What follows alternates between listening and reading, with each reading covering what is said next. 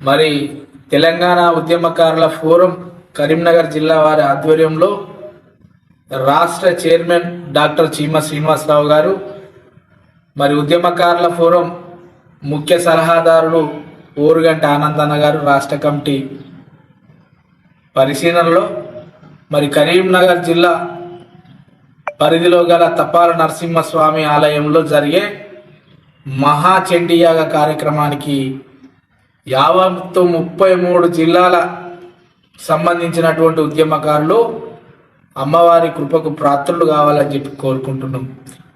మరి ఎందుకు ఈ చండీ యాగం నిర్వహించవలసినటువంటి పరిస్థితులు ఏర్పడ్డాయి, మరి ఉద్యమకారుల యొక్క స్థితిగతులు ఎట్లున్నాయి, భవిష్యత్తులో కూడా ఎట్లుండాలి అనేటువంటి ఒక క్రమంలో ఇవాళ చండీ యాగం చేయాల్సినటువంటి పరిస్థితి ఏర్పడ్డది. చాలామంది ఉద్యమకారులు వివిధ జిల్లాల నుంచి ఫోన్ చేస్తున్నారు.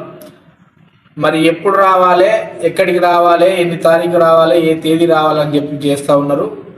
వారికి కూడా మరొకసారి స్పష్టంగా మరి 14వ తారీఖు నాడు 14వ తేదీ నాడు గోపూజ వినాయక పూజ కార్యక్రమంతో ఉదయం 14 ఉదయం స్టార్ట్ అయ్యి 15వ తారీఖు ఉదయం చండీ యాగ కార్యక్రమం, అమ్మవారి యాగాన్ని హోమాన్ని మనం నిర్వహించుకునేటువంటి కార్యక్రమం ఉంటుంది.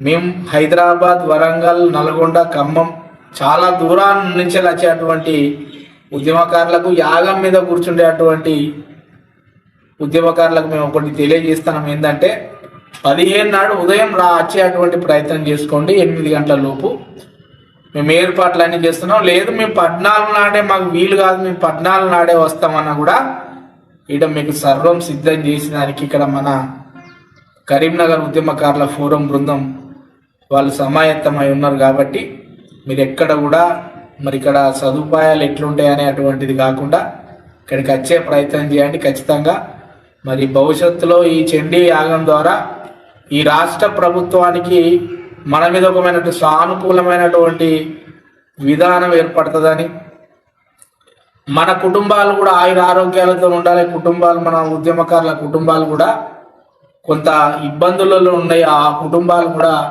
కొంత జీవిత విధానం కూడా మెరుగుపడాలన్నటువంటి క్రమంలో మన కుటుంబం మంచిగా ఉండాలి, తెలంగాణ ప్రజలు మంచిగా ఉండాలి.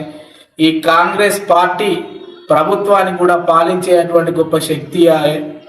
అదేవిధంగా తెలంగాణ సమాజంలో ఉన్నటువంటి ఏదైతే దుష్ట శక్తులు ఉన్నాయో అవి కూడా మన తెలంగాణ నుంచి వెళ్ళిపోవాలనేటువంటి క్రమంలో చేసేటువంటి యొక్క యాగానికి చాలామంది రాజకీయ పార్టీలకు అతీతంగా కూడా ఈ యొక్క మన కార్యక్రమానికి హాజరు కాబోతున్నారు. కాబట్టి మీరు కూడా అందరూ కుటుంబ సమేతంగా వచ్చి యొక్క కార్యక్రమంలో హాజరై విజయవంతం చేయవలసిందిగా కోరుకుంటూ పేరున 14, 15వ తేదీల్లో జరిగేటువంటి మహాచండీ యాగానికి తప్పకుండా మీరందరూ కుటుంబ సమేతంగా రావాల్సిందిగా ఈ యొక్క కార్యక్రమాన్ని విజయవంతం చేయవలసిందిగా కోరుకుంటున్నాం.